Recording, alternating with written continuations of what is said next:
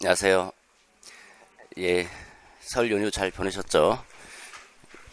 이제 다시 또 이제 공부 시작입니다. 오늘 공부 시작이자마자 1, 2월 또 마지막 주 강의입니다. 여러분들이 이제 여러분들 역량을 최대한 발휘하셔서 올해 꼭 합격하시기를 기원합니다. 자, 오늘 저 교육사회학 들어갑니다. 교육사회학 파트 하기 전에 잠깐 그 프린트물 하나가 있죠. 그 면접 수기 프린트물인데 이분이 어제 일요일 반에 오셔서 합격 사례 발표를 했었거든요. 그리고 3월에 신학기에 발령을 받았는데 내일부터 연수 들어간다고 그래서 월요일에 여기 오려고 그랬는데 여긴 조금 시간상 안 돼서 일요일 반에 했는데 화요일 정도는 아마 그 티치스파에 그 영상이 올라갈 거예요. 한번 참고하시면 좋을 것 같아요. 나름대로 좀 많은 얘기를 하신 것 같더라고요. 그래서 좀 도움이 많이 될 것 같아요. 보건 선생님인데 보건을 떠나서 아마 공부하시는 데 좀 도움이 좀 많이 될 것 같습니다. 그리고 여기 면접에서 보시면 96.67이거든요. 근데 대부분 다 잘 맞았는데 자기가 거기 집단 경기도라서 집단 토의가 있는데 집단 토의에서 점수를 좀 다 잃어버렸다고 얘기를 하시더라고요. 이게 이제 팀을 잘 만나야 되는데 집단 토의에서 그 팀 자체가 조금 문제가 좀 있었다라고 얘기를 하더라고요. 그래서 집단 토의에서 점수가 좀 대부분 깎였다라고 얘기를 하고 나머지는 뭐 면접은 잘 봤다고 얘기를 합니다. 그래서 뭐 교육학이라든지 또 전공 공부 방법에 대해서도 아마 꽤 오랜 시간 얘기를 했던 것 같아요. 그래서 지난번에 오셨던 분도 잘하셨는데 지난번에는 다들 약간 준비가 조금 덜 돼 있었어요. 어떤 분은 이제 할머니 상을 당하고 그래서 준비가 안 된 상태에서 그냥 참여했고 어떤 분은 그냥 잠깐 얼굴 보러 왔다가 발표하고 그래서 아마 조금 준비가 조금 덜 된 부분도 있었을 거예요. 물론 또 열심히 한 분도 있고 계신데 근데 이분은 나름대로 조금 준비를 좀 여유가 있다 보니까 좀 준비를 하셔서 오신 것 같았는데 그래서 영상 가면 한번 참고로 공부 방향을 다시 설정하고 시작하는 것도 괜찮을 것 같아요. 그분은 이제 자기 얼굴 나와도 괜찮다고 얘기를 하시는데 아마 모자이크 처리가 될 것 같아요. 제가 모자이크 처리할 것 같은데 얘기해서 그러면 얼굴을 보고 하는 게 훨씬 낫거든요. 모자이크 처리된 것보다 또 뭔가 현실적이고 직접적인데 야가마 소리로 이렇게 들을 수밖에 없지 않을까 싶은데 어쨌든 자 오늘은 그 프린트물 교육사회학 전반부 프린트물을 하고 같이 해서 아마 진행이 될 겁니다. 자, 교육사회학입니다. 이 교육사회학은 출제 가능성이 많이 적죠. 비중이 좀 떨어집니다. 이제 오늘 하고 내일은 이제 교육사회학 일부하고 사철학 나가는데 한국교육사는 일단 기본반에서 뺍니다. 다른 분들도 뭐 한국교육사 다루지도 않고 그러죠. 어쨌든 한국교육사는 상당히 비중이 떨어질 수밖에 없는 부분이고 그래서 교육사 자체가 역사적 측면이기 때문에 출제 비중이 떨어집니다. 한 번도 나온 적이 없던 서양 교육사든 뭐 한국 교육사든 근데 이제 서양 교육사에서는 굵직한 인물 몇 사람을 좀 말라둬야 되니까 그 사람들 좀 체크하고 교육 철학도 출제될 만한 게 별로 없어요. 교육 철학은 한 번 출제가 됐죠. 교육의 목적과 관련돼서 한 번 출제됐는데 그런 교육의 목적과 관련 부분은 중요한 사항이니까 뭐 당연히 출제될 부분이지만 나머지 그 철학 사조 같은 경우는 출제 가능성이 좀 떨어집니다. 안 볼 수는 없지만 좀 떨어지는 부분이죠. 교육사도 마찬가지예요. 교육사도 학교와 교육의 관계를 다루고 있기 때문에 조금 비중이 떨어집니다. 그래서 이것도 출제 가능성이 많이 적죠. 양으로 보면 그게 많지는 않아요.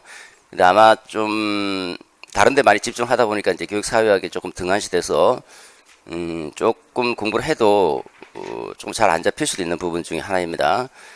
그래서 중요한 것들 중심으로 해서 살펴보도록 하겠습니다. 자, 교육사회학은 일단 교육과 사회 관계를 다룹니다. 교육이 사회 어떤 기능과 역할을 수행하는가라는 부분에 초점을 맞춰서 논의를 하는 게 교육 사회학인데, 교육이 사회의 어떤 긍정적인 기능을 수행할 수도 있을 것이고, 오히려 교육이 기존 사회 질서를 재생산하고 정당화하는 그런 이 장치로 기여할 수도 있는 것이고, 긍정적이든 부정적이든 어떤 기능을 수행하는데 이걸 한번 살펴보고자 하는 겁니다. 그래서 그 교육의 사회적 기능에 대해서 이해하고 탐구하고자 하는 것이 이제 교육 사회학이다, 이렇게 보시면 됩니다. 교육과 사회 관계, 크게 보면 교육과 사회 관계고, 이게 이제 교육 사회학이 학문적으로는 굉장히 얼마 되지 않았습니다. 사회학 자체가 학문적으로 가장 최근에 발생한 학문 분야죠. 그러다 보니까 그 사회학적 이론을 토대로 해서 이제 교육에 접목시키고자 하는 것이 가장 첫 번째 움직임이었죠. 사회학적 이론을 가지고 교육 현상, 사회학이라고 하는 것은 뭡니까? 사회 현상을 설명하고 이해하고자 하는 겁니다. 사회 현상을 이해하고 설명하고자 하는 학문 분야가 사회학이죠. 그거를 이제 교육에다 접목시켜서 교육 현상을 사회적 관점에서 이해하고 설명하고자 하는 겁니다.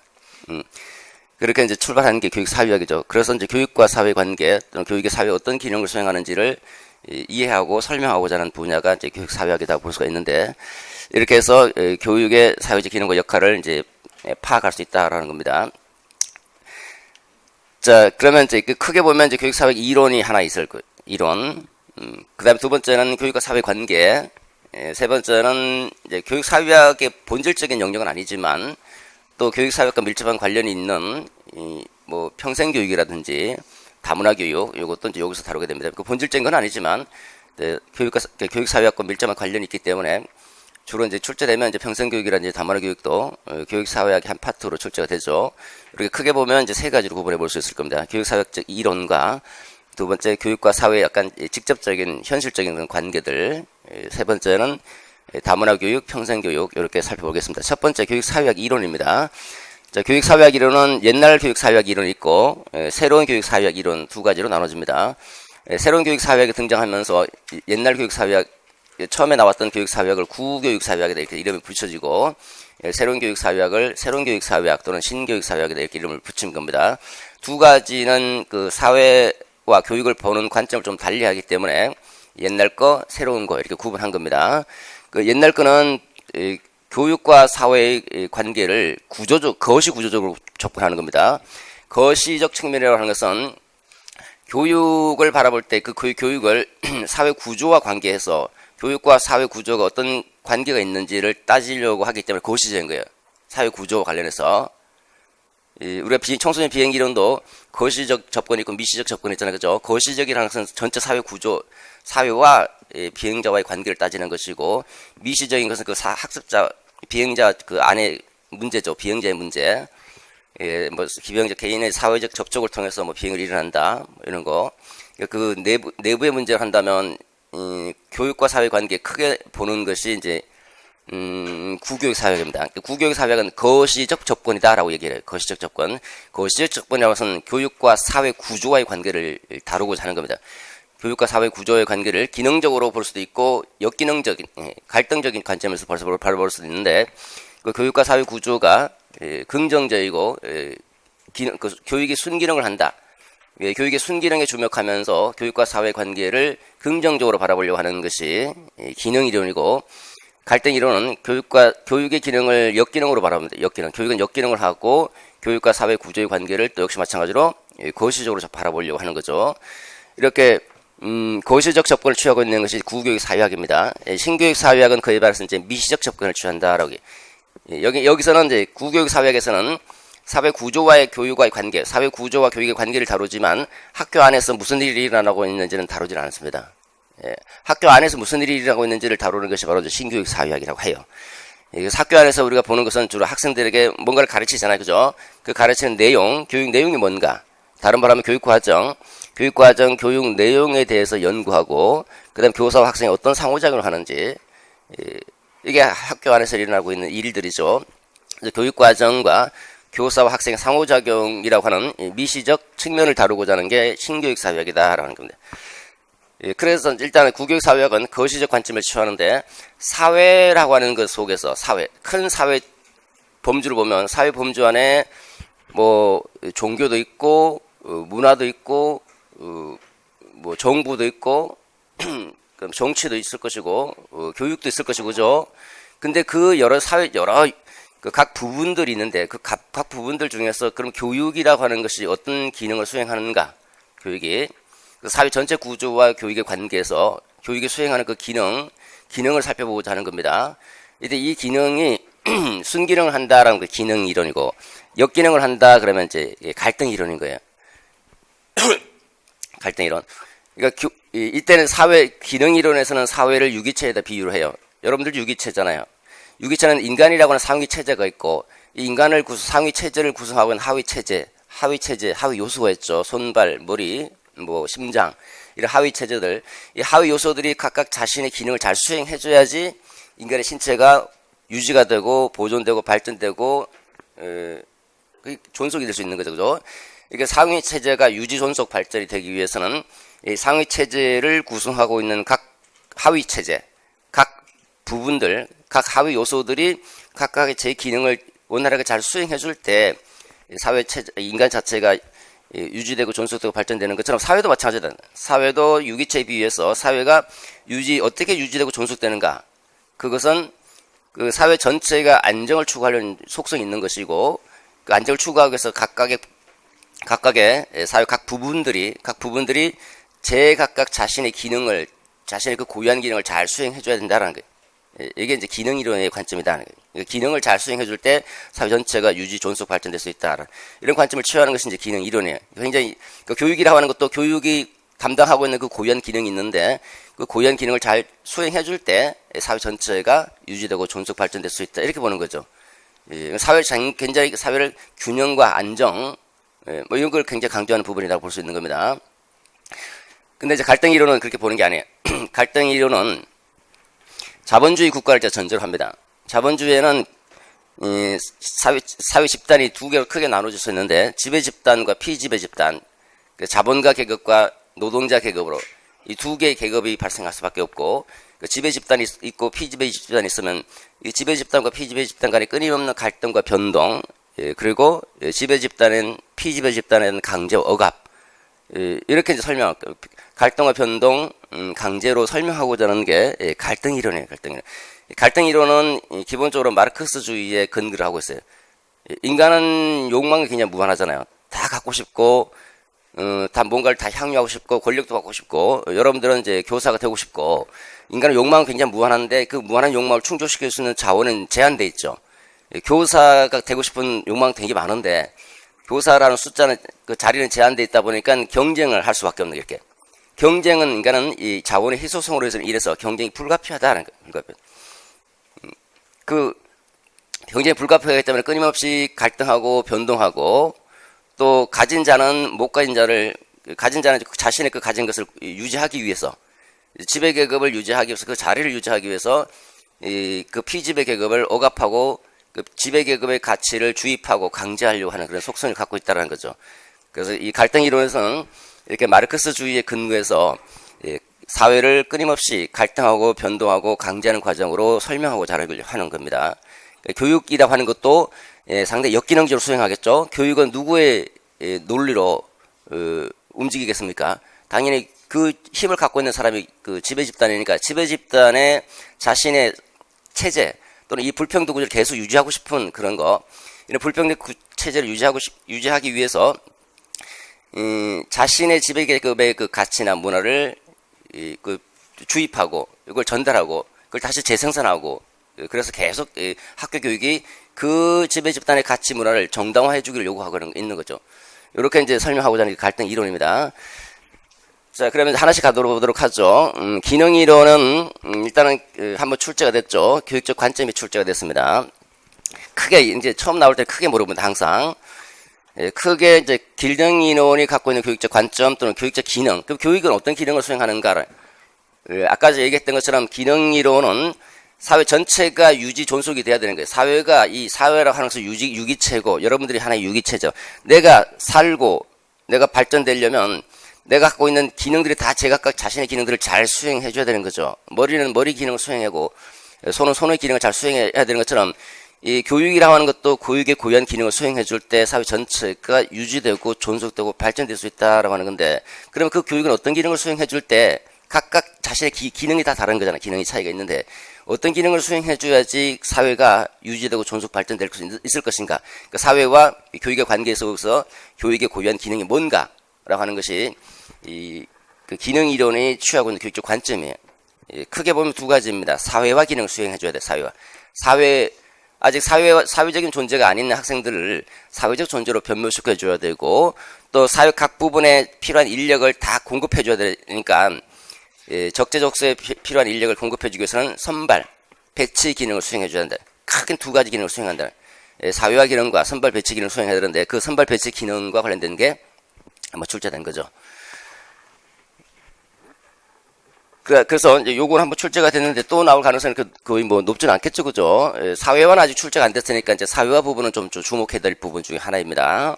사회화는 또 별도로 저 뒤에 다시 다루도록 하고요. 자, 그 다음에 그 하위 이론이 있습니다. 기능 이론의 본질은 이거예요. 구조기능주의. 구조기능주의가 지금 제가 설명하는 그 본질이에요, 본질. 구조기능주의가 기능 이론의 본류라 볼 수 있고, 이 본류에서 하위 이론들이 쭉 나오는데, 하위 이론들이 기술기능 이론, 인간자본론, 발전교육론, 근대화 이론, 이렇게 나오는데 다들 좀 옛날 이론들이라서, 구교육 사회학이잖아요. 옛날 교육 사회학 이론이라서, 기능 이론이든 갈등 이론은 조금, 비중 조금 떨어집니다. 그렇지만, 몰라야 된다는 건 아니에요. 일단 알아야 되죠. 그래서 간단한 개념 정도는 일단 숙지하고 계셔야 될 겁니다. 요걸 이제 현재 우리 교육 현상이란 이제 사회 현상과 관련해서 설명할 수 있어야 되는데, 설명하기는 좀 딱 떨어지는 게 많지가 않아요. 그러니까, 기술 기능 이론이라고 하는 것은, 기술이라고 하는 게 기술. 우리가 지금 사회가 굉장히 발전하고 있잖아요. 산업사회, 고도 산업사회가 되면 그 산업사회가 지탱되기 위해서는 그 산업사회에 필요한 기술이 있잖아요. 기술을 갖춰야 되죠. 굉장히 이제 과학화되고, 그러면 그 과학화되기를 그 사회에서, 아무래도 사회가 조금 이제 고도 산업사회가 될수록 업무 일들은 굉장히 분업화되고, 쪼개지면서 분업화되고, 그 분업화된 그 업무에 높은 수준의 기술과 기능을 요구하게 되겠죠. 그 높은 수준의 기술 기능을 갖춰야 되는데, 그 기술 기능을 갖추려면 교육이 뭘 수행해줘야 되는 겁니까? 그 기술 기능을 가르쳐줘야 되는 거잖아요. 지금 인공지능 시대에 따라서 AI 출연한다면 AI에 대해서 학생들이 미리 대비할 수 있도록 가르쳐야 될 거 아니에요, 학교에서. 그리고, 컴퓨터 중에서도 요즘에 최근에 초등학교부터 도입한다는 소프트웨어 컴퓨터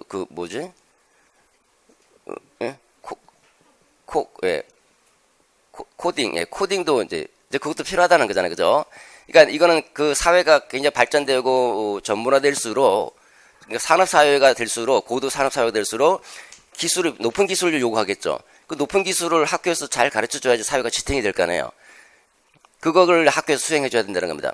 그러다 보니까 점점점 학력이 올라갈 수밖에 없다는 거예요. 옛날에는 중학교만 졸업해도 사회 살아가는데 별 문제가 없고 사회가 잘 돌아갔는데, 지금은 그렇지 않다는 거죠. 고등학교, 대학교, 더 전문화시켜서 이렇게 들어갈 수밖에 없다는 겁니다. 그래서 이거는 기술 기능 이론은 나중에 이제 학력 상승 이론을, 왜 학교가 팽창하는지, 왜 사람들의 학력이 상승되는지를 설명하는 이론 중에 하나예요. 기술 기능 이론이. 얘는 그러니까 학력 상승을 발달된 기술로 돌리는 거죠. 그 산업사회에서 그 높은 기술을 취득하기 위해서 학생들이 학교를 다니다 보니까 자꾸 학력이 올라갈 수밖에 없다. 이렇게 설명하고자 하는 겁니다. 그래서 기술과 관련된 부분이고, 요거는, 우리가 사람의 개인은 돈을 많이 벌고 싶어 하죠. 개인도 돈을 많이 벌고 싶어 하면서 동시에 그것이 사회 경제 발전에도 기여하면 얼마나 좋겠느냐는 거예요. 돈도 많이 벌고, 그 돈 많이 버는 게 오히려 사회 발전에 기여할 수 있으면 좋겠다. 그게 이제 교육이 해야 될 기능이고 역할이다라고 볼 수 있는 거죠. 그러면 돈도 많이 벌고 사회 경제 발전에 기여할 수 있는 일은 뭐냐? 생산성을 높인다는 거예요. 각자가 다 자신이 갖고 있는 생산성, 자신이 역량을 발휘해서 생산성을 높이면, 생산성이 높아지니까 그만큼 나한테 돈이 많이 들어올 거 아니에요.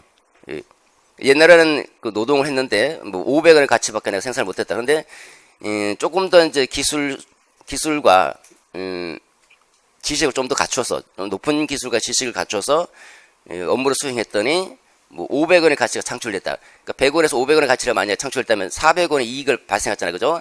400원의 이익을 발생했으니까 결국은 그 생산성을 높인 사람에게 이 배당금이 돌아갈 수밖에 없는 거죠. 그러면 개인의 소득도 증가되면서 동시에 이 생산성이 높아지니까 사회 전체적인 발전에도 기여할 수 있게 되는 거죠. 그렇게 하려면 어떻게 되는가? 그러면 각자가 높은 고도의 기술과 지식을 갖추고 있어야 된다. 그럼 고도의 지식과 기술을 갖추기 위해서는 어떻게 되는가? 당연히 투자를 하라는 게 인간에게 교육에 투자하고 그 사람에게 투자해서 사람이 더 높은 기술과 지식을 갖출 수 있도록 계속 공부하라는 거예요. 계속. 여러분들도 마찬가지죠. 여러분들도 전에 뭐 예를 들어서 뭐 교육학 시험, 전공 시험에서 내가 뭐 점수가 예를 들어서 지난번에 시험을 봤을 때 뭐 12점 나왔다.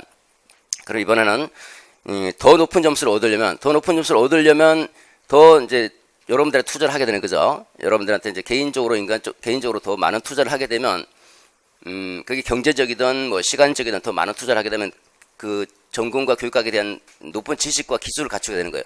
그럼 점수가 올라갈 수밖에 없는 거죠. 생산성이 높아지는 거죠.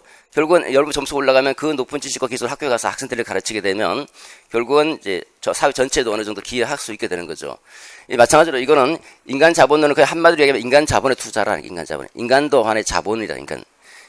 교육을 자본제에 비유하고 인간은 인간도 하나의 생산의 도구이자 수단이라고 하는 건데 인간 자본에 투자하게 되면 많은 투자를 할수록 높은 지식과 기술을 갖출 수 있게 되고 그 높은 지식과 기술을 갖추게 되면 생산성이 높아지고 생산성이 높아지니까 자신이 소득이 증가하고 개인의 소득이 증가하고 또 사회 경제 발전에도 기여한다.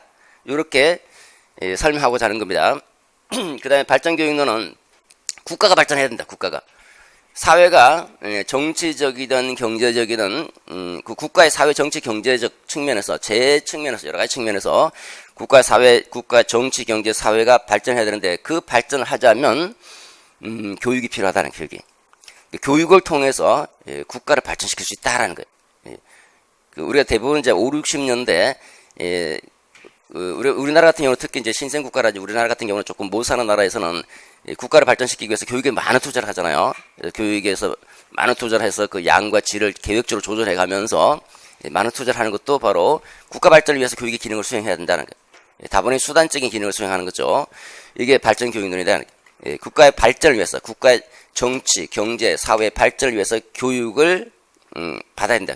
교육을 통해서 발전시킬 수 있다. 근대화 이론, 근대화해야잖아. 근대화. 사회가 근대화해야 되는 사회가. 근대화되려면 근대적인 가치관으로 사람들이 무장을 해야 되는 거죠. 근대적인 가치관, 예컨대 성취동기다. 성취동기를 가지고 이제 자신의 성취동기를 발휘해서 여러 가지 사회 각 부분의 성장을 일으켜야 되는데 이렇게 하자면 근대적인 가치관, 옛날 가치관이 아니라 근대적인 가치관으로 사람들을 이제 무장시켜줘야 되는데 교육이 바로 그런 기능을 수행해야 된다는. 근대화, 사회가 근대화되려면 근대적인 가치관을 학교에서 가르치라는 거예요. 가르치면 이제 사회가 근대화될 수 있다. 그러니까 학교가 수행하는 기능은 근대적인 가치관을 학생들에게 전달해 주는 거겠죠. 그죠? 그래서 근대화 시키기 위해서 사회가 근대화되려면 근대적인 가치관을 교육을 통해서 이제 가르쳐야 된다. 뭐 이런 관점을 취하고 있는 거예요. 이게 다 이제 기능적 측면이에요. 이 각각의 이제 그 교육이라고 하는 것이 나름대로 사회 국가 발전을 위해서 여러 가지 고유한 기능을 수행하고 있다라고 볼 수 있는 거죠. 기능 이론이다 얘기를 하는 거고 갈등 이론은 아까도 간단하게 말씀드린 것처럼 갈등으로 보는 게 자원의 희소성으로 인해서 인간은 필연적으로 갈등할 수밖에 없는 거예요. 누군가는 가진 사람이 있을 것이고 누군가는 또 못 가진 사람이 있을 것이라는 거죠. 이 갈등 속에서 사회는 끊임없이 변동하면서 가진 자는 못 가진 자, 지배계급은 피지배계급을 억압하고 지배계급의 가치를 강제하고 그런 과정이라고 하는 건데 자 여기서는 이제 요 기능 이론에서는 다 한 번씩은 봐주셔야 되는데요. 그냥 간단한 개념 정도 봐주셔야 되는데, 크게 뭐가 더 중요하고 덜 중요하고 순위를 가리기보다는 조금 전체적으로 볼 때 중요성이 좀 떨어집니다. 갈등 이론보다는. 근데 갈등 이론은 약간 막스주의적 시각이기 때문에 이거를 출제하기 좀 애매해요. 좀 좀 부담스럽다랄까? 마치 사회가 갈등인 것처럼 보이거든요. 그럼 이제 교원을 양성해야 돼요. 교원은 학교는 나름대로 보면 긍정적 기능을 수행한다고 보는데 약간 이 부정적 측면을 들춰내기가 사실 쉽지가 않은 거죠. 그래서 조금 부담스러운 부분이 이제 갈등 이론이라든지 또는 신교육 사회의 입장이에요. 그 중요성은 이제 비중으로 보면 이제 얘보다는 얘가 조금 더 비중이 높은데 출제하기는 조금 이제 부담스럽지 않을까 생각해 봅니다. 자, 그 다음에 갈등 이론은 기본적으로 마르크스주의적 시각에 마르크스 이론의 토대를 둔 게 갈등 이론입니다. 얘가 마르크스 이론의 토대를 두었다면 얘는 신마르크스주의의 토대를 두고 신마르크스 둘의 차이는 마르크스 이론을 약간 수정한 거예요. 신마르크스주의는 마르크스 이론은 기본적으로 상부 구조와 하부 구조로 나눠서 설명하는 거예요. 여기가 하부 구조, 그 사회 전체를 지탱하고 있는 하부 구조예요. 구조가 크게 두 가지 있다. 사회에 있는 그 사회 전체를 지탱하고 있는 하부 구조가 있고, 그 다음에 상부 구조가 있고, 상부 구조는 이제 뭐 국가나 뭐 정치나 종교, 교육, 문화 이런 것들 다 상부 구조를 이루고 있고, 하부 구조는 생산 관계를 얘기해요. 생산 관계. 이게 하부 구조입니다. 우리가 무슨 주의다, 이즘이라고 그러잖아요. 뭐 자본주의다, 봉건주의다, 이렇게 주의다라고 붙을 때는 생산관계가 어떠냐에 따라서 이름을 붙이는 거예요. 생산관계가 자본가와 노동자로 이렇게 생산관계가 이루어진다. 둘의 생산관계. 생산에 기하는 관계가 자본가, 노동자 둘의 관계에 의해서 생산이 이루어진다라고 볼 때, 생산관계가 자본가 계급과 자본가와 노동자로 이루어졌다라고 하면 이건 자본주의예요. 이건 자본주의. 이 자본가가 누구에게 되는 거예요? 가진 자가 되는 거죠. 이게 지배계급이 되는 거고요. 노동자는 피지배계급이 될 수밖에 없는 거죠. 자본가에게 예속이 돼서 노동을 하고 그 노동에 대한 대가로서 임금을 받는 이런 구조죠. 그러니까 자본가에게 필수적으로 여기 순종할 수밖에 없는 상태죠. 이렇게 사회가 이렇게 이원적으로 나눠지죠. 지배계급과 피지배계급으로 나눠지고, 이 지배계급과 피지배계급이라는 이게 이 하부 구조가 상부 구조를 지배하고 있는 거예요. 그러니까 상부 구조는 아무리 힘이 없고 하부 구조에서 결정된다. 그래서 결정론적 시각, 다시 말해서 이 경제적 관계에서 결정되는 거죠. 이 경제적 측면이니까 경제적 결정론을 취하고 있는 것이 마르크스예요. 그래서 사회, 이거는 이렇게 불평등 관계 있잖아요. 지배계급, 피지배계급의 불평등 관계 있다면 상부 구조는 당연히 불평등할 수밖에 없는 거죠. 요게 그대로 반영되어 있으니까. 그러니까 뭐 정치적 측면이든 그 다음에 뭐 종교적 측면이든 뭐 문화적 측면이든 다 지배 피지배 관계로 되어 있다는 거예요. 누군가는 지배자이고 다른 사람도 피지배자이고, 이런 두 가지 관계가 이대로 반영이 되어 있다는 거예요. 결국은 사회가 이렇게 이제 불평등하다. 사회가 가진 자가 있고 못 가진 자가 있고 이렇게 불평등하다는 것은 바로 생산 관계가 불평등 관계가 있기 때문인 것이고, 사회가 평등해지려면 이 자체가 없어져야 한다. 이게. 그러니까 자본주의 자체가 개혁되지 않으면 안 된다는 거죠. 자본주의가 개혁되고 사회주의로 나가야 된다는 거죠. 사회주의로. 이거 두 가지 생산 관계가 하나가 되는 게 뭐예요? 공동으로 생산해, 공동으로 생산하니까 이게 공산주의가 되는 거예요, 공산주의. 근데 우리가 봉건주의라고 하는 것은, 이 봉건주의는 생산 관계가 어떻게 나타납니까? 봉건이라고 하는 장원 있죠, 장원. 여러분, 한국 땅덩어리보다 더 넓은 땅덩어리예요. 한국 땅덩어리보다 넓은 땅덩어리를 영주가 그 땅을 갖고 소유하고 있는 거예요. 영주가 땅을 소유하고 있죠. 장원을 소유하고 있고, 여기 예속되어 있는 농노가, 일하는 노예가 있죠, 농노. 마찬가지예요. 여기에 예속이 돼서 일해주고, 거기다 뭐 대가로서 이제 먹고 살아가는 이런 관계. 이렇게 이 봉건이라고 하는 봉건의 영주와 농노의 관계에 있으니까 이건 봉건주의다라고 얘기를 하는 거예요. 이게 생산 관계가 어떠냐에 따라서 무슨 주의다 이렇게 불려지는데, 이게 우리가 이제 갈등 이론에서 취급하고자 하는 것은 마르크스의 토대를 두고 있기 때문에 이렇게 자본주의를 토대로 해서 이론이 전개가 되는 거예요. 자본주의.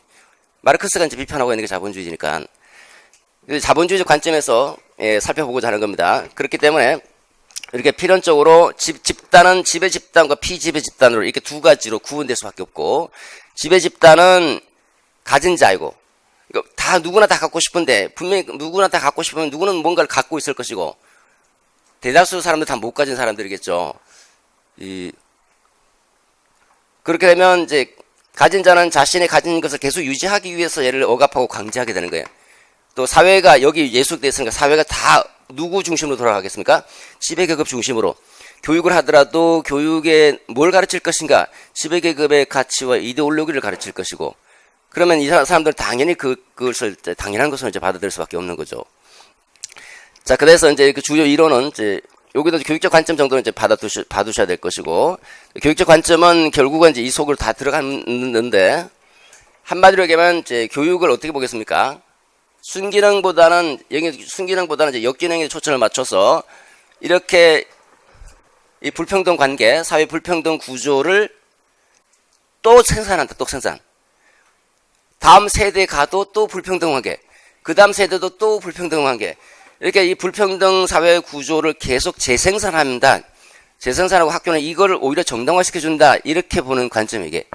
불평등 구조를 재생산하는 학교 계속. 다음 세대가 또 그 지배계급의 자녀를 또 지배계급, 피지배가 자녀를 또 피지배계급. 또 그 다음 세대가 또 이렇게 계속 학교가 재생산해내는 거예요. 이 둘의 관계는 계속 연결이 되는 거예요.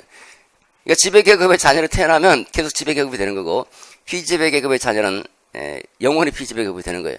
이 둘의 관계는 여기서 결정되어 있으니까 학교에서 할 수 있는 일은 없다. 경제적 재생산 이론은 경제적인 불평등 관계를 재생산한다는 거예요. 경제적 불평등 관계 뭡니까? 이렇게 지배계급과 피지배계급, 이렇게 자본가 계급과 노동자 계급의 경제적 불평등 관계죠. 자본주의에서는 이런 경제적 불평등 관계를 학교가 학교 교육을 다루고요. 학교 교육이 여기 있죠. 이게 학교입니다. 학교에서 뭐 가르치는 아이들 가르치죠. 학교에서 이렇게 교육을 하는데 이 학교 교육입니다. 상부 구조죠. 하부 구조에 의해서 상부 구조가 결정되는 거죠. 여기서는 자율성이 없어요. 자율성이. 상부 구조에 자율성이 없어요. 그래서 이 학교에서는 학교가 뭘 가르치고 할 것이냐는 논외. 학교에서 뭘 가르치고 교사 학생이 어떤 일을 하고 있는지는 관심이 없어 아예.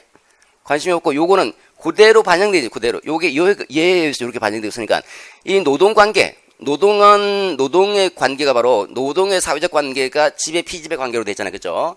이 노동의 사회적 관계가 교육의 사회적 관계 그대로 반영돼 그대로. 교육의 사회적 관계, 노동의 사회적 관계가 요대로 지배 피지배 관계 관계가 요대로 투영이 돼서 그대로 나오는 그대로. 요대로 나와서 이 둘의 불평등 관계는 이 학교를 통해서 다시 재생산되고 또 다음 세대 또 재생산되고 이게 경제적 재생산이에요. 경제적 재생산이로 한마디로 얘기하면 학교 교육을 통해서 경제적 불평등 구조, 이 경제적 불평등 구조를 재생산해낸다. 학교가 재생산해낸다. 어떻게 재생산해내는가? 학교에서 할 수 있는 게 없는데 요게 그대로 반영돼 있어. 학교에서도. 어떻게 반영되는데 여기 보면 얘네들 노동자가 일하는 이유가 뭐냐? 목적이 뭐냐? 임금을 받으려고 돈 벌려고 하는 거야. 돈 벌려고 내가 노동의 가치를 실현하기 위해서 노동이 정말 좋아서 그게 아니라 돈 벌기 위해서 외적 보상인 임금을 받기 위해서 노동을 하죠. 학생도 학교에서도 똑같다. 요 관계가 그대로 반영이 돼서 학생도 성적 따기 위해서 졸업장 따기 위해서 공부를 한다. 그래서 둘 다 노동이든 교육이든 다 자신의 다른 목적을 달성하기 위한 하나의 수단으로서 간주가 되어 있고요. 그 다음에 여기 노동자는 내가 무슨 일을 할 것인지 자신이 결정을 하지 못하잖아요. 저는 이거 하고 싶은데 아니야 저거 해. 그럼 저거 해야 되는 거잖아요. 그죠? 그러니까 작업 내용에 대한 결정권이 없죠. 그래서 뭘 배워야 될 것인지 학생이 스스로 선택하고 결정할 수 없는 거예요. 학교는. 이미 정해져 있는 교육 과정에 따라서 움직여 줘야 되는 거예요. 교육 내용에 대한 또는 교육 과정에 대한 결정권 자체가 없는 거죠. 이런 것들이 여기에 사회 구조, 여기에 그 노동의 작업장의 사회적 관계가 교육의 사회적 관계 그대로 반영되어 있잖아요. 그대로.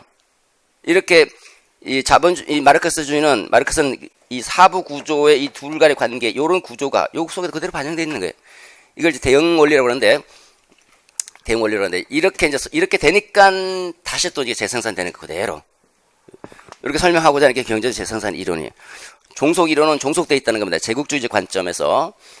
타국에 우리가 이제 어떤 나라가, 뭐 예를 들어 신생국가가 주로 그러죠. 어떤 나라가 타국의 정치 경제로 종속되어 있다. 정치적으로 종속되어 있고 경제적으로 종속되어 있다 그러면 교육도 그대로 종속될 수밖에 없다. 교육도 타국에 종속될 수밖에 없다. 그러니까 종속 이론이다. 그러니까 한 국가가 종속되면 교육도 종속된다. 급진적 저항 이론은 이제 좀 저항을 하는 게 이제 이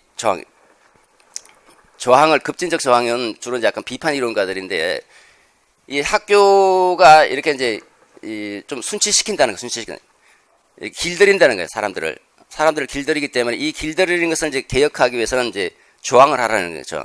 그러니까 주로 이제 그 뭐 프레이리라고 하는 학자가 있는데 프레이리, 뭐 일리치 이런 사람들.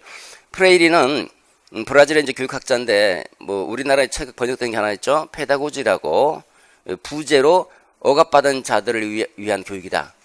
그 억압자, 피억압자들을 위한 교육, 억압받은 자들을 위한 교육이다. 이렇게 부제가 붙어 있어, 부제가. 억압받은 사람들. 주로 이제 이 불평등 관계 속에서 억압받고 강제받는 이런 사람들의 해방을 시켜줘, 해방. 학교교육은 종래 학교교육은 약간 그 지배계급의 가치나 이데올로기를 주입하고 그래서 그 지배계급의 가치에 길들이는 그런 인간들을 만들어냈다. 이걸 이제 은행 저금식 교육이라고 그래요. 은행 저금식. 은행에 저축을 꼬박꼬박 돈을 집어넣는 것처럼 학생들에게 지배계급의 지식과 가치를 꼬박꼬박 집어넣어주는 거예요. 집어넣어서 그 지배계급에 순종할 수 있도록 길들여진다. 그래서 은행 저금식 교육에서 그런 문제를 비판적으로 해석하고 비판적으로 저항할 수 있도록 문제 제기식 교육을 바꾸자라는 게 프레이리입니다. 프레이리. 또는 학교 자체가 오히려 이제 이렇게 이제 자꾸 지배계급의 이념에 따라서 움직이니까 학교가 필요 없다. 탈학교론, 일리치. 학교를 없애버리자. 아예. 뭐 이런 얘기가 나오게 되는 거예요. 급진적인 상당히 그죠. 레디컬. 우리가 급진적이라는 말은 영어로 하면 레디컬이거든요. 이때 레드는 영어 어원의 루트예요, 루트. 뿌리채 흔들어버리겠다. 뿌리채 뒤집어 엎겠다라는 게 레디컬이 전체 자체를. 그 다음에 지위 경쟁 이론입니다. 요거는 이제 아까 위에처럼 요거 이제 우리가 조금 봐야 될 것 중에 하나가 이제 그 기술 기능 이론이 학력 상승을 설명하고자 하는 거예요. 기능 이론 중에서 지위 경쟁 이론이 이제 학력 상승을 설명하고자 하는 거예요. 어떻게 학력이 상승하는가? 어떻게 학교가 이렇게 팽창되고 있는가? 그러니까 높은 지위, 요 좋은 지위를 따기 위한 경쟁의 결과다라는 거예요. 그러면 지위를 따기 위한 경쟁의 결과 뭐가 지위를 보장해 주는데? 학력이. 졸업장은 공인된 품질 증명서예요. 어떤 졸업장을 갖고 있느냐? 중학교 졸업장이냐? 고등학교 졸업장이냐? 대학교 졸업장이냐? 어떤 게 더 높은 품질 증명서입니까? 그 사람의 능력과 노력에 대한 공인된 품질 증명서가 졸업장이고, 좋은 졸업장을 따기 위해서는 고등학교 졸업으로 안 되고, 옛날에는 뭐 중학교 정도 졸업해도 면장을 하잖아요. 말 면장도 하는데, 지금은 중학교 졸업장 갖고 말 면장 하겠다고 내밀면 욕하죠. 그 수준 갖고 어떻게 말 면장하냐 이렇게 얘기하잖아요. 그러니까 이렇게 각자의 나의 품질이 이 정도다라는 것을 증명할 수 있는 게 졸업장이에요. 그 졸업장이라고 하는 것은 학력이죠. 학력을 따려고 한다. 왜? 학력이라고 하는 것이 사회적 지위 획득의 수단이라는 거예요. 내가 높은 사회적 지위를 획득하려면 높은 학력을 가져야 된다는 거예요. 학력이 높은 사회적 지위 획득의 수단이기 때문에 그 사회적 지위 획득을 위한 끊임없는 경쟁의 결과로 학력이 계속 팽창되더라. 계속 상승된다는. 이게 지위 경쟁, 지위를 따내기 위한 경쟁의 결과로 학력이 상승된다. 이렇게 설명하는 거예요. 요거는 조금 이제 봐두셔야 될 거예요. 전체로 보면 얘는 조금 이제, 갈등 이론에서는 이 경제적 재생산 이론, 그 다음에 지위 경쟁 이론, 이 정도는 조금 더 비중이 있다고 볼 수 있겠죠. 자, 여기까지가 이제 그 갈등 이론이다. 마르크스. 자, 그 다음에 새로운 교육 사회학이 등장하는데, 새로운 교육 사회학은 얘가 이제 사회 구조, 이 구조와의 관계에서 사회 구조, 경제 구조, 크게 보면 사회 구조죠. 이 사회 구조와의 관계 속에서 교육을 바라본다면, 신교육 사회학은 그게 아니에요. 이거는 미시적 접근이에요. 얘는 거시적이라는데 미시적 접근은 이제 학교 안을 들여다보자. 학교를 블랙박스로 취급해버렸는데 그냥 반영돼 있다. 뭐 이렇게 설명하니까 도대체 학교에서 안에서 무슨 일이라고 이제 살펴보자라는 미시적 접근을 취하는데 대표적인 두 가지죠. 뭘 배우는가 아이들이. 뭘 가르치고 뭘 배우는가는 교육 내용, 교육 과정에 대한 연구를 하게 되고 두 번째 교사 학생 어떤 상호작용을 하는지 교사 학생의 상호작용에 대한 연구를 하게 됩니다. 이게 신교육 사회학이죠. 그래서 이 이론도 이 마르크스주의에 따르면 신교육 사회학이 등장할 수가 없는 거예요. 왜냐하면 여기 자율성이 있어야지 학교에서 뭘 선택해서 가르치는지 자율성이 있어야지 이게 이제 설명이 가능하잖아요. 그래서 신마르크스주의에 근거해서 새로운 교육 사회학이 등장하는데 영국의 영국에서부터 출발해. 영국의 신교육 사회학이 이 미국으로 건너가서 교육과정 사회학으로 바뀌고 이 두 가지를 통칭해서 크게 이제 신교육 사회학이다, 뭐 새로운 교육 사회학이다 이렇게 얘기합니다. 영국에서 출발된 신교육 사회학, 미국의 교육과정 사회학, 이 두 가지를 그냥 묶어서 그냥 신교육 사회학이다 이렇게 얘기를 해요. 그냥 이 신교육 사회학의 주요 이론들이 있습니다. 일단 기본적으로 신교육 사회학은 이 신교육 사회학은 신마르크스주의. 그러니까 이 신교육 사회학은 학교의 자율성이 없다라고 하는 것은 이제 아니다, 이제 자율성이 있다 이렇게 이제 바뀌네 이렇게. 학교의 자율성 인정해. 이 상부구조의 자율성을 인정합니다. 그렇지만 이 두 가지 관계가 있다는 건 똑같아요. 마르크스의 근본은 갖고 가는 거예요. 자본가 계급, 피지배 계급, 지배 피지배 계급으로 이원적으로 나눠져 있다. 이원적 구조를 띠고 있다라고 하는 것은 그대로 지속하지만 이렇게 결정론이 아니라 결정론이 아니라 여기는 나름대로 자율성이 있다라고 설명. 자율성이 있으니까 문화적 재생산 이론에서는 문화를 재생산해야 된다는 거예요. 문화. 학교에서 뭘 가르치는지, 학교에서 지배계급의 문화를 가르치고 그 지배계급의 문화를 다음 세대에 전달해주고 이게 가치 있는 거야. 지배계급의 가치가 진짜 정당한 가치가 있는 것처럼 가르치고 그 지배계급의 이념과 가치를 다음 세대에 전달해주고 그 다음 세대가 또 그걸 받아서 또 다음 세대에 전달해주고 이렇게 계속 지배계급의 가치, 지배계급의 문화 자본을 계속 전수해주는 거예요. 전수해주면 누가 유리합니까? 지배계급이 유리하죠. 왜냐하면 자기 문화잖아, 자기 문화. 예를 들어서 여러분들이 클래식만 향유하는 사람이다. 계속 클래식만 듣고 있는데 학교에서는 클래식만 강조하는 거예요. 클래식만. 시험에서도 클래식 내고 클래식만 가르치고 그러면 노동계급에 있는 학생들은 이제 클래식을 잘 향유하지도 않죠, 그죠? 그 대중음악을 많이 듣고 있다. 그러면 학교에 가면 누가 유리합니까? 클래식을 듣는 학생이 훨씬 유리하죠. 왜냐하면 맨날 자신의 문화니까.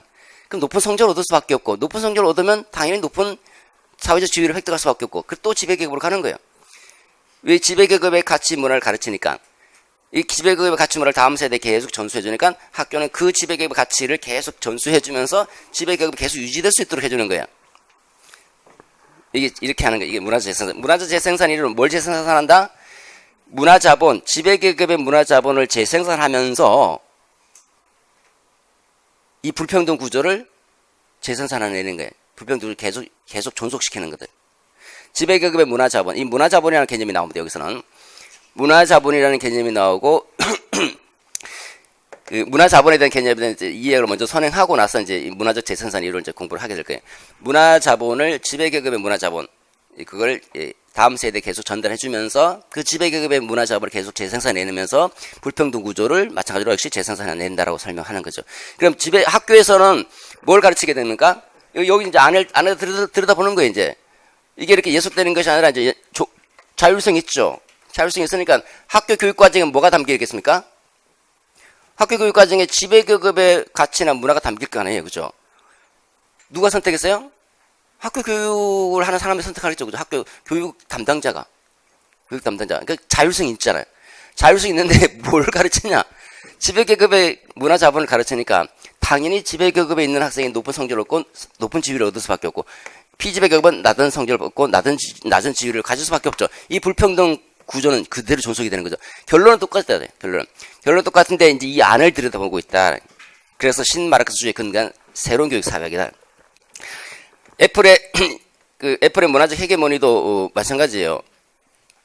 애플의 문화적 헤게모니는 헤게모니라고 하는 거, 이 문화적 헤게모니.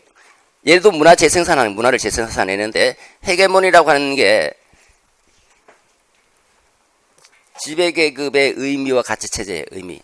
지배계급이 강조하는 의미 체제, 지배계급의 가치 체제. 그 지배계급의 가치 체계와 의미 체계. 이거를 헤게모니라고 헤게모니. 이게 우리 주도권이라고 그래요, 주도권.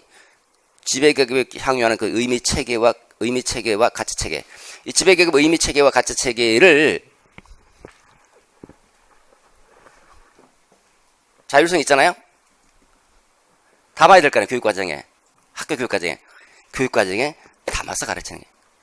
그러니까 당연히 또 이 불평등 구조가 재생산된다. 자율성이 있는 게 자율성이. 똑같은 말인데 얘는 헤게모니라는 말을 쓰고 있고 얘는 문화자본이라는 말을 쓰고 있는 거예요. 그 내용은 그 논리 구조는 똑같은 거예요, 그냥. 그 다음에 이제 사회 구성체 이론, 알티세, 자본주의 국가로 이제 자본주의 국가라고 하는 게, 우리는 자본주의를 다루고 있거든요. 자본주의 국가라고 하는 게, 국가가 두 가지가 있다. 국가 기구라고 하는 게, 이념적, 이데올로기적, 이데올로기적 국가기구가 있고요. 이념적, 번역하면 이념적이죠. 이념적 국가기구가 있고, 그 다음에 강제적 국가기구가 있다는 이렇게 두 가지 개념으로 설명하는 두 가지 개념으로. 그러니까 이 개념을 물어볼 수 있는 거예요. 헤게모니라는 개념을 출제하잖아요. 요즘에 당연히 제가 뭐 항상 말씀드리지만 저는 강의할 때마다 작년에도 그랬고 개념부터 먼저 숙지를 하셔야 돼요. 올해도 개념 많이 물어봤잖아요, 그죠?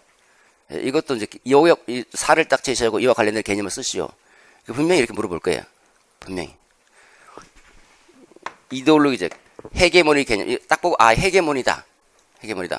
문화적 헤게모니 이론에서 제기하고 있는 것으로 헤게모니란 너르르르르 얘기한다. 이러이러를 통해서 이러이러 재생산된다. 이렇게 설명해 내가 쭉쭉 풀어 나가는 거예요, 그죠?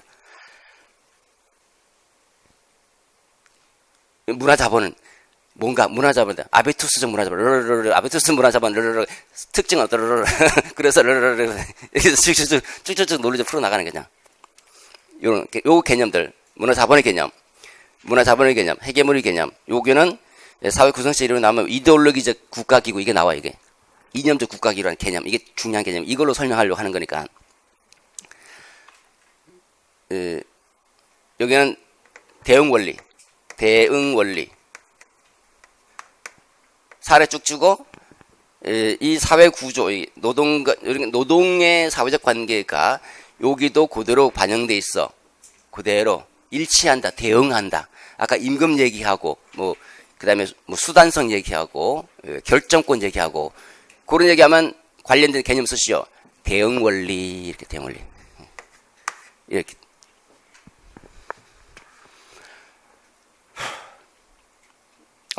이데올로기적 국가 기구라고 하는 것을, 이 개념을 토대로 이걸 설명하고자 하는 거예요. 이념적 국가기구, 이데올로기적 국가기구는 자본주의 국가 자체를 중립적인 것으로 만들어버리는 거예요. 그래서 자발적으로 능동적으로 동의를 끌어내는 거예요. 약간 수동적인데 사람들이 수동적으로는 자기도 모르게 이렇게 이제 끌려가는데 여기는 약간 자발성과 능동성이 나오기 시작하는 거죠. 왜냐하면 여러분 대중매체라고 하는 거 보세요. 대중매체는 여러분들 대중매체를 바라볼 때 뭐라고 바라봅니까? 중립적이다 생각할 거 아니에요, 그죠? 그거 편견이에요, 편견. 대중매체는 지배 집단에 철저하게 복종하고 그 논리에 따라 움직이려고 하려 대부분 다. 왜냐하면 자기도 살아남아야 되니까. 그러니까 대중매체라든지 종교, 문학, 예술, 스포츠 이게 다 이데올로기적 국가기구라는 거예요. 이데올로기적 국가기구고 학교 교육도 마찬가지. 교육이나 종교나 가정도 이게 다 이데올로기적 국가기구로 취급하는 겁니다. 그래서 이 이데올로기적 국가기구라고 하는 것을 통해서 자본주의 국가를 어떻게 만드냐면 자본주의 국가를 굉장히 중립적인 것으로 생각하게 해버리는 거예요. 중립적인 것을 생각해서 그대로 능동적 동의를 이끌어내면 그대로 자기도 그렇지 그 말을 그대로 따라가는 거냐.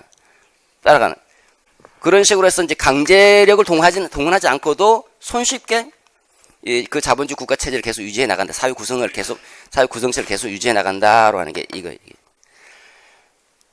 그 다음에 그 속에 뭘 담기니까 학교 교육에서도 이런 것들을 다 담아내는 거예요, 그죠? 자본주의 지배계급의 이데올로기들을 문화자격주의는 카노의 종속 이론하고 똑같은 겁니다. 넘어가시고 저항 이론입니다. 자, 여기서부터는 아주 좀 특이하게 이제 바뀌는 건데 저항 이론은 일반적으로 보면 우리가 이제 그 재생산 이론 얘든 재생산 이론 크게 보면 얘도 재생산 이론이거든요. 얘도 재생산 이론이지만 설명하는 방식이 얘는 마르크스고 얘는 신마르크스주의가 약간 성격이 조금 다르긴 하지만 재생산한다는 거예요. 결론은 이 재생산 이론의 본질은 뭐냐면 수동적이라는 게 인간을 수동적으로 취급하는 거예요. 지배계급의 이념을 주입시키니까 지배계급이 나눠지는데 지배계급 이념을 주입시켜서 자기도 모르고 수동적으로 끌려가는 거예요. 근데 여기는 아니라 여기는 저항 이론은 설명이 조금 길어졌나? 너무 길어진 것 같은데. 제가 조금 설명하는 게 교육사회를 좀 어려워하더라고요. 어려워서 처음에 조금 잡아놓고 들어가려고 보통 이제 교육사회학을 잘 안 하게 되거든요. 등하시에서 반복적으로 제가 설명해주면 조금 더 나을 것 같아서 그냥 편하게 들었어요. 저런 게 있구나 하는 정도로 조금 빨리 나가보도록 하죠. 저항하는 거예요. 지배계급의 가치에 저항할 수 있다는 거예요. 누가? 인간은 인간을 저항할 수 있는 힘이 있다라는 거예요. 그 능동적이고 주체적인 존재로 보는 거예요. 그냥 수동적인 것이 아니라 지금까지 갈등 이론 그 재생산 이론과 좀 다른 성격을 띠고 있으니까 좀 중요한 거예요. 그렇기 때문에 학생들이 노동계급의 학생들은 자기가 스스로 노동자를 길을 선택하는 거예요.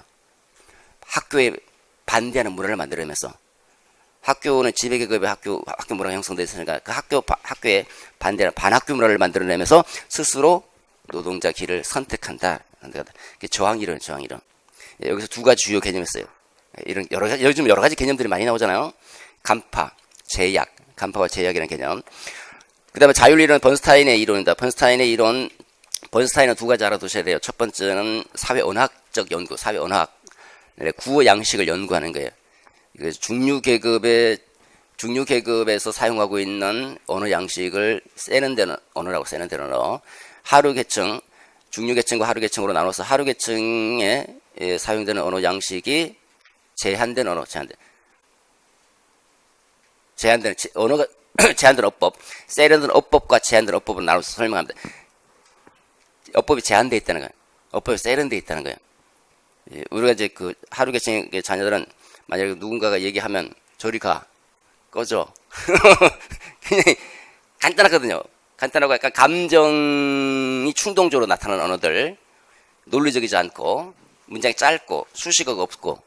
근데 세련된 어법은 문장이 길고 논리적이고 인과적이고 문장이 길고 수식어가 많고 문법에 맞고 이런 언어를 쓰고 있다는, 이 언어 구어 양식에 따라서 학생의 학업 성적이 달라지더라는 거예요.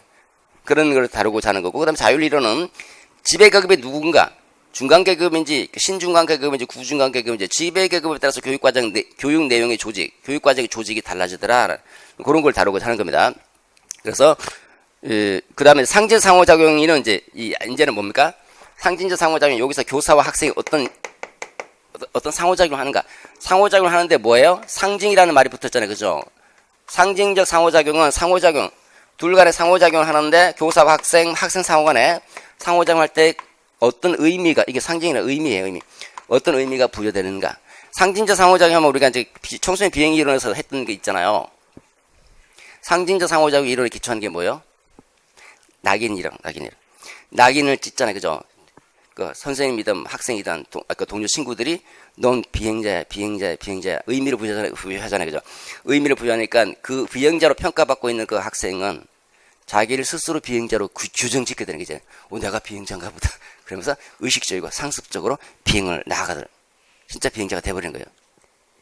상징 상호작용, 그런 게 교사와 학생의 상호작용 관계 속에서 교사가 학생을 어떻게 의미를 부여하고 어떻게 하느냐에 따라서 학생이 달라진다는 거예요. 그렇기 때문에 기대 수준이라는 게 되게 중요한 거예요. 너 공부 못해 진짜 공부 못해. 공부 잘해 생각하면 진짜 공부 잘해지고, 여기 학급 분위기가 상당히 좋은데 막 학급 분위기가 막 들떠 있습니다. 근데 이거를 긍정적으로 바라보는 거예요. 야, 이거 학급 분위기가 상당히 쾌활하고 명료하고 좋아 하면 학생들의 의사가 활발하게 적극적으로 전개가 되고 참여적이고. 근데 야, 너희들 왜 이렇게 소란 쓰냐, 시끄러워, 좀 조용히 좀 해, 너희 분위기가 아주 엉망이야 하면 시무룩해 갖고 굉장히 수동적이고 학급 공부에 대한 열의가 좀 적고 이렇게 되는 거죠. 그러니까 상징적 상호작용은 어떻게 상호작용을 하는데 어떻게 의미를 부여하느냐가, 그 어떻게 의미를 부여하고 어떻게 평가하느냐가 그 사람의 자기 개념에 영향을 주게 되고 긍정적, 부정적 자기 개념으로 만들어진다. 상징적 상호, 이게 중요한 거예요. 그러니까 그다음 이걸 학교에서 이제 상호작용을 연구하는 게 하그리브스, 맥닐입니다. 두 사람. 이걸 일단 생략할게요. 요거는 교사의 자기 개념, 그래서 교사가 사자 길들인 것처럼 맹수 조련형이다. 연예인형이다, 낭만가형이다, 이런 게 있고요. 이건 방어적 수업입니다. 생략한다든지, 이걸 교사와 학생의 상호작용 관계 속에서 교육 과정의 의미를 왜곡시켜버리는 거예요. 교육 과정의 의미 자체가 왜곡되거나 생략되거나 단편화시켜버리는 거예요. 그래서 자기가 살아남으려고 강의식 수업에서 그래서 생략한다든지 신비화시킨다든지 단편화시킨다든지 방어적 단순화시킨다든지 이런 형태로 나오는데, 그거 또 알아두셔야 되겠죠. 여기서는 요거가 조금 중요한 파트입니다.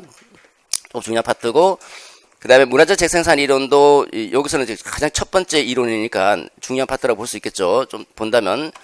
그 다음에 조항 이론, 이제 가장 여기서는 예에 다 중요합니다. 요렇게 자율이론도 조금 봐두셔야 되긴 하지만 요것이 조금 더 중요하고 전반적으로 일단 알아두시고 그 위에 있는 것보다 조금 이쪽으로 가면 조금 더 중요성이 조금 높습니다. 아무래도 새로운 교육 사회학 이론이니까. 됐죠?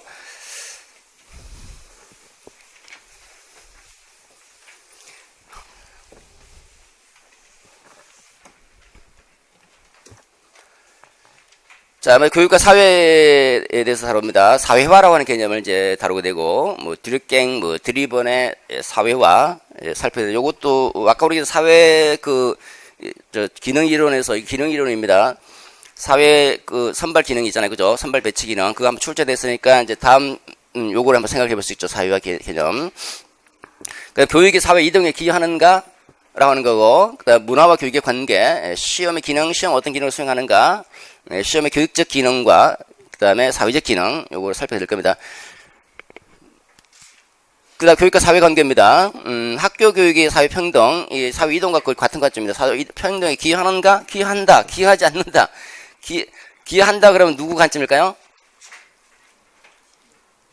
기능 이론을 관점. 기능 이론은 사회 평등에 기여하고 학교야말로 위대한 평등 장치다라고 호레이스만이 그렇게 얘기했던 것처럼요.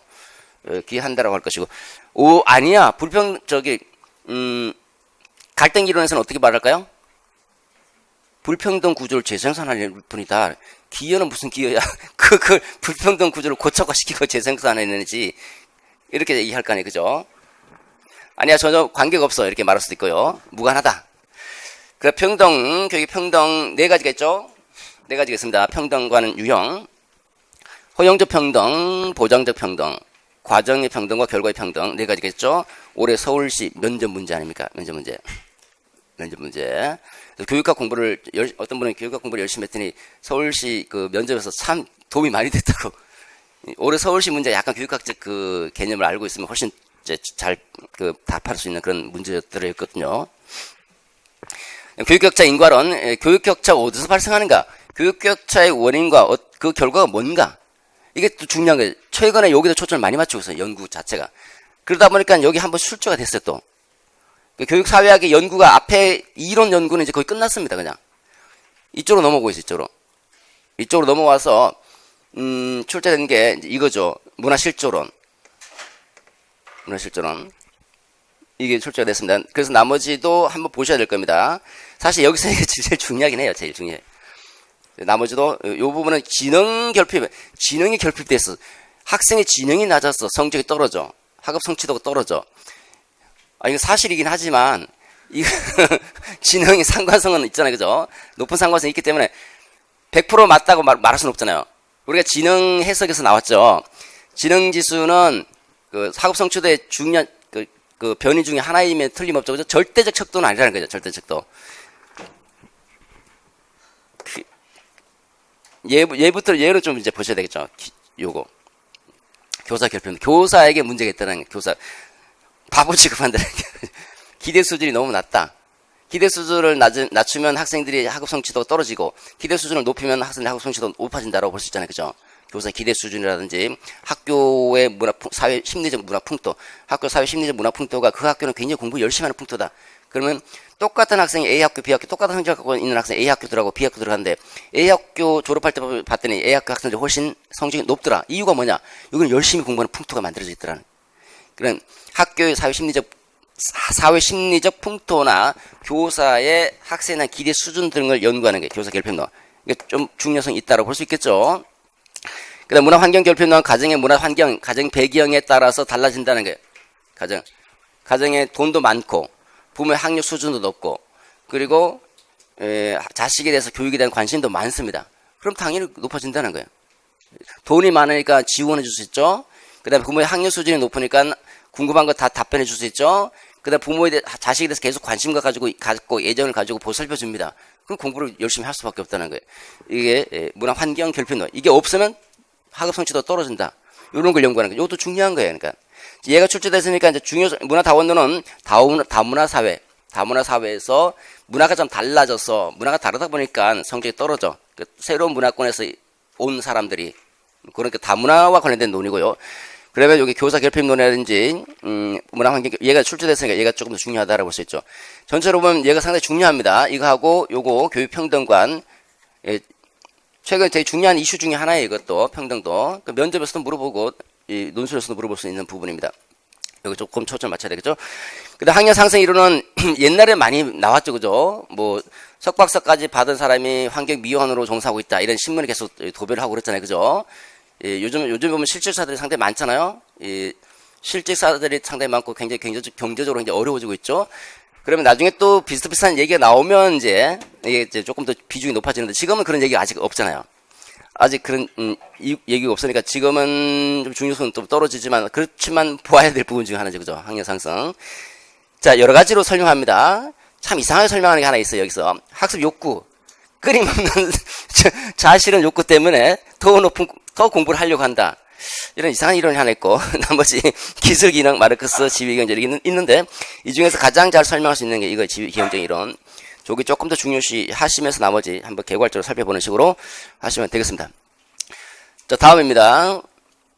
평생교육과 다문화교육입니다. 평생교육과 다문화교육은 뭔가 굉장히 많아요. 평생교육만 해도 책 한 권이에요. 책 한 권. 이거를 뭐 다 다룰 필요가 없고 간단하게 평생교육과 다문화교육에 간단하게 평생교육이 뭔지, 뭐 필요성, 개념이 뭐고, 뭐 왜 필요한지, 뭐 요런 거, 그 다음 평생교육을 어떻게 실현할까, 요런 정도에 조금 초점을 맞춰볼 필요가 있겠죠. 개념, 뭐 필요성. 다문화교육입니다. 다문화교육에서는 다문화교육이 어떻게 접근할 것인지, 다문화교육의 접근 모형, 어떤 접근 방법을 취약해서 동아주의냐, 뭐 다문화주의냐, 그 다음에 다문화교육의 영역과 영역과 내용, 이걸 다문화교육의 방향이다라고 할 수 있고요. 어떻게 다문화교육을 실시해야 될 것인가, 요게 조금 더 초점을 맞춰서 봐주시면 되겠습니다. 중요성은 높진 않은데 조금 일부는 봐두셔야 될 것 같습니다. 자, 이렇게 해서 그러니까 그 교육사회학 종교를 하는 것입니다. 좀 쉬었다가 이제 본격적인 내용 들어가도록 하겠습니다.